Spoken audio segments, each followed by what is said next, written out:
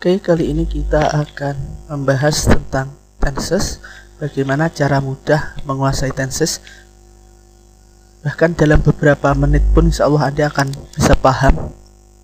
Jika selama ini Anda mengalami kesulitan dalam memahami tenses, maka lewat video tutorial ini saya yakin Anda akan bisa menguasai tenses dengan sangat mudah. Jadi tolong diperhatikan baik-baik dari awal hingga akhir. Tenses adalah keterangan konsep waktu dalam bahasa Inggris. Sebenarnya hanya ada 4 tenses, nanti kita letakkan di sini.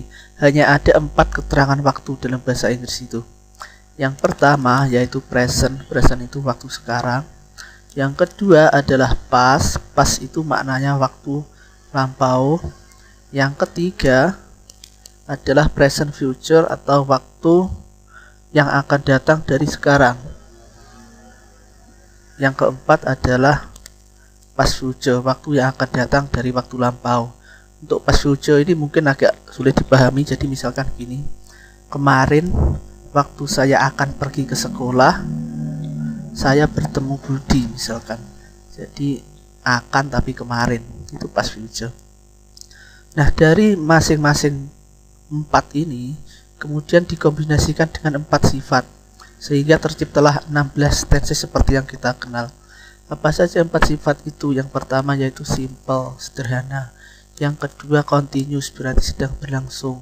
Yang ketiga perfect itu sudah selesai, sempurna gitu ya. Yang keempat yaitu perfect continuous atau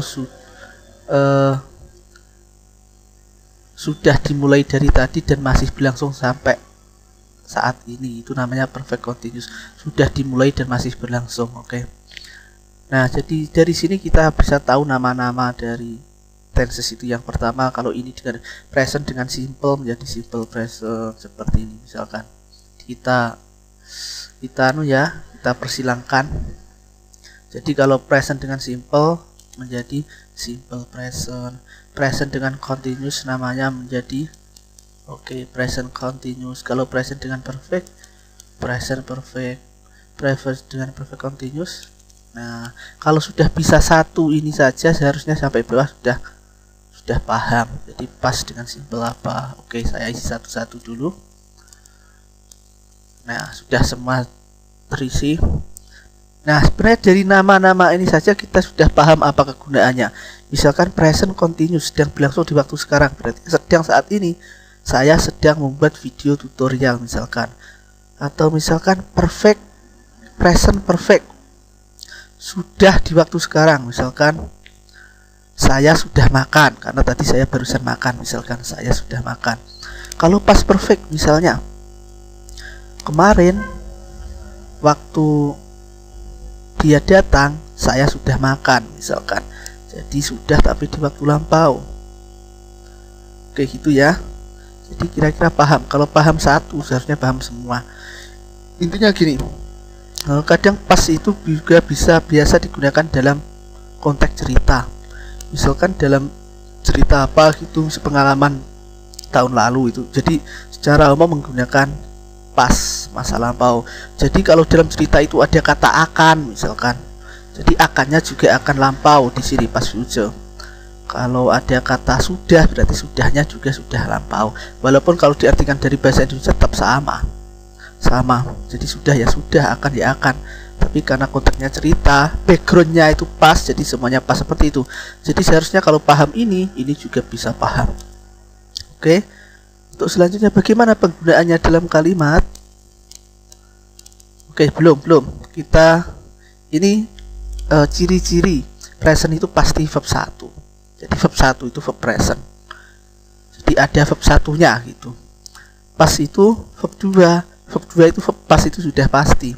Present future itu will. Akan itu will selalu diikuti oleh verb 0. Betul-betul kata Caesar, verb 0 itu. Kemudian past future, would. Past future itu would, bentuk kedua dari will, karena past itu kan bentuk kedua kan.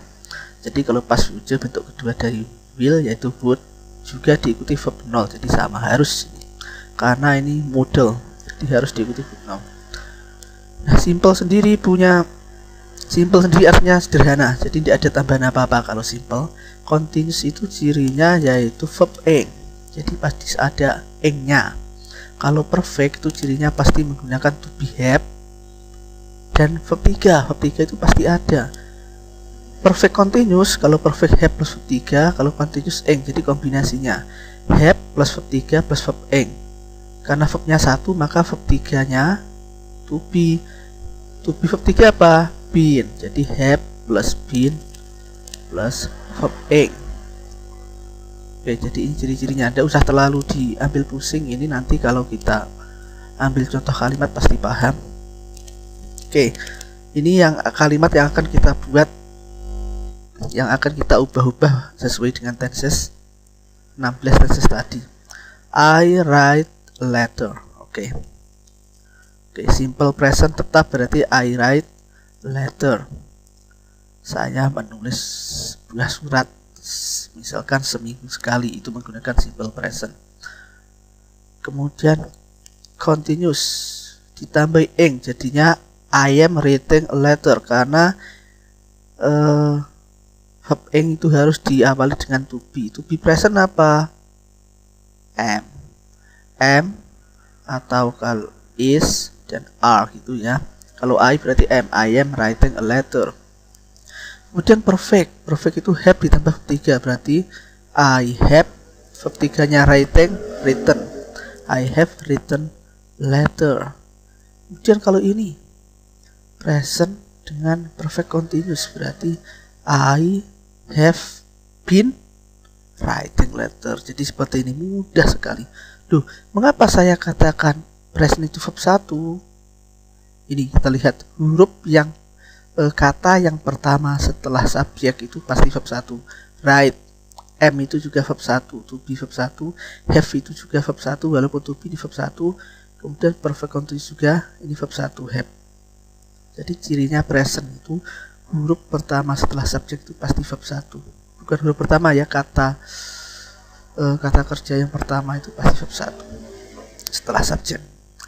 Kemudian pasti verb 2, jadi tinggal kita ganti ini. Kita ganti I write, jadi bentuk keduanya write, wrote. Oke. Am bentuk keduanya jadi was, mudah sekali. Have bentuk keduanya jadi had. Jadi yang lain tetap. Kemudian had di sini juga menjadi had, cuma gitu. Jadi yang lain tetap. Future itu will tidak verb 0. Jadi ini dicari verb 0-nya. Ini apa? Ini coba present future. Write jadi will write. Oke, verb 0-nya write tetap write.